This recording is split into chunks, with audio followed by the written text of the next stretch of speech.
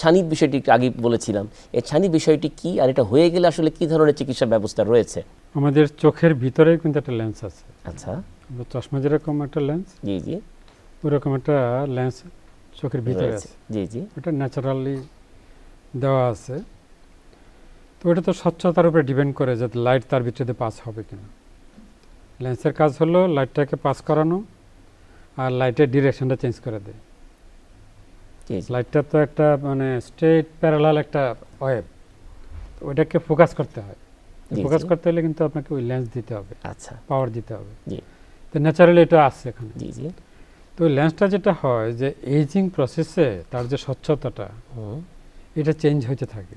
অন্যান্য কারণেও হয়, যেরকম ওই যে আলট্রাভায়োলেট লাইট, ইলেকট্রিক শক, জি তারপরে থার্মাল ইফেক্ট, ট্রমা, ইনফেকশন, জি, এই সমস্ত কারণে এটা চেঞ্জ হতে হতে পারে। পারে। তো হলে আসলে কি কিন্তু করা উচিত? কমনলি যেটা হয় এটা এইজিং প্রসেসে বয়স হলে পরে হয়। জি।